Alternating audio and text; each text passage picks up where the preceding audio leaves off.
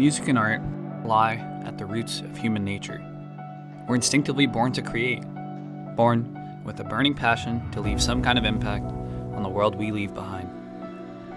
Whether we created to inspire, seek significance in our often unimportant lives, or for the expression of creativity, the art we leave behind is a permanent imprint of our ideas and our feelings. You can look to popular artists of the time to get an idea of what life was like during that period.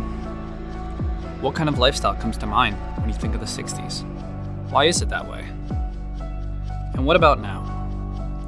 If we followed the same train of thought, a nagging question begs to be asked. What's changed? What brought about this generation of doomer music? This is the incomplete story of how we went from idolizing rebels to rejects.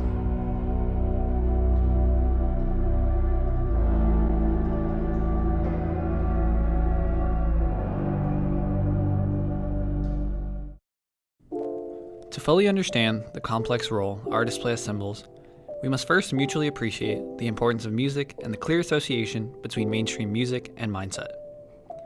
You can try to think back to almost any time period, but let's go through a few basic examples. Let's think back to 20,000 years ago. What was life like? While there is no surviving music, we can look to the paintings these people left behind to get an idea of what their time on Earth was like. There's no emotion conveyed in the art we have from this period. Life was incredibly simple, and the art reflected that. I would even argue that a lot of the emotional range has yet to be discovered at this point in our timeline. Their art depicts the important things in their lives, their tents, the animals they hunt, and themselves. I would imagine any other species, even ourselves from just a few hundred years ago, lacked the introspection to feel hopelessness and ultimately view their life as meaningless. It is only now that we've arrived at a time period where we often feel like we are just not needed. We don't need to grow up to take over the family business or farm, and we don't need to compete for survival with the living things we share the planet with. We've completely dominated everybody else in every aspect.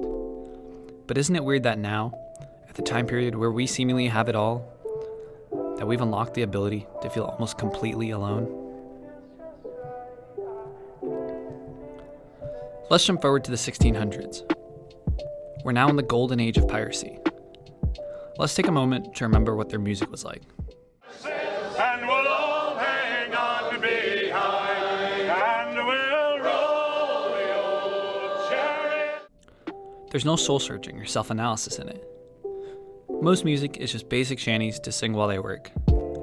There exists a basic competition for the needs for survival, and there's no time for introspection.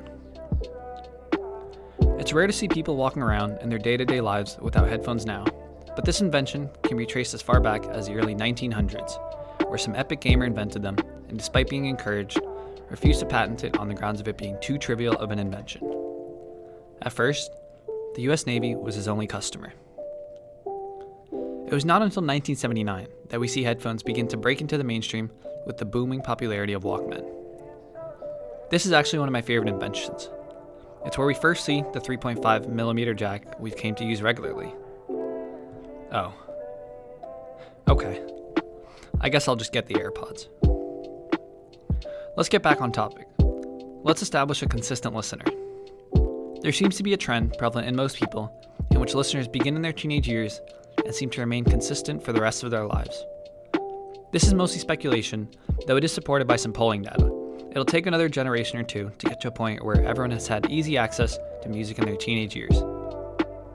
The average listener is presumably a young adult, white, male, balding. I'm kidding. Kind of.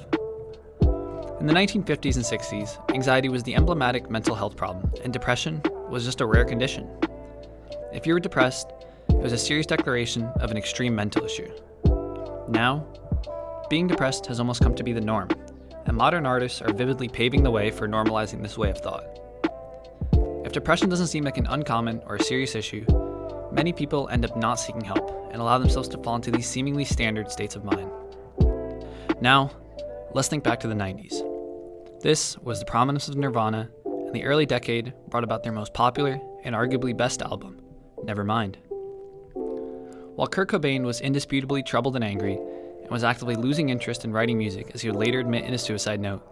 It's near indisputable that his art portrayed emotions of ambition and rebellion, and that he kept the issues he struggled with largely to himself, and tried not to let it reflect in music that would be played in almost every home in the country.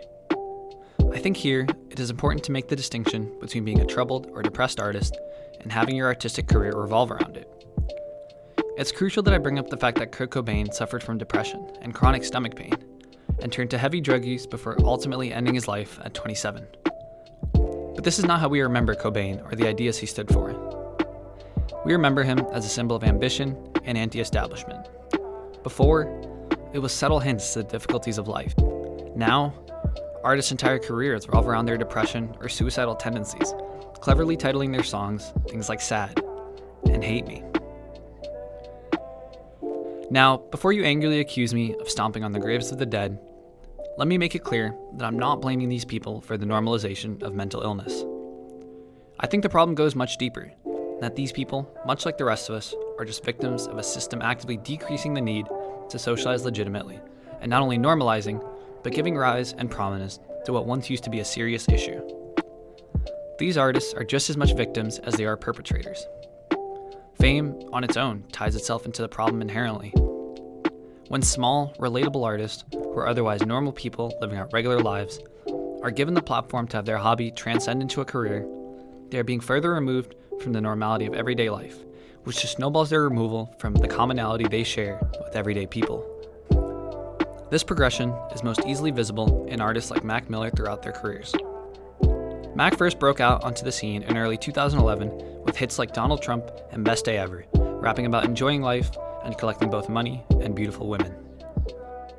By the time of his unfortunate death, he was well known for depressing hits like Self-Care, where he admits to losing his mind and struggling to stay happy. His posthumous album Circles features a lot of slurred, heartbreaking thoughts about life, as he tries to bring comfort to both himself and his audience. Mac will go down in history as a depressing, sad boy rapper, when that's not who he was at his core, but rather who fame turned him into. In the research I did for this video, I came across a paper written by PhD Brandon Hidaka, discussing depression as a disease of modernity and attempting to put forward explanations for why we ended up this way. One of his suggestions was the evolutionary mismatch between past human environments and modern day living. He also touches on the social trend half a century ago, where patients viewed emotional problems as treatable psychiatric conditions, and not merely part of the normal vicissitudes of life. Unfortunately, he, just as I, has yet to put forward a solution. But what am I doing to make a difference? I'm not putting forward a solution because I don't know if one exists. Ted Kaczynski had an IQ of 170 and the foresight to see problems like these. He explained that if everybody were content living in a cabin, enjoying the basic components of human life, that we would be much happier as a people. He would later go on to suggest in his manifesto that bombing ourselves back to the Stone Age is the only true way to prevent the emotional problems arising with modern day life. Is it really too late for us to change course towards a happier, more complete life? Or must we just accept the emotional problems that come with the technological development of our society? I don't know. To be honest, I'm not really too sure. At the end of the day, I'm just a complainer. Just how I was conditioned to be.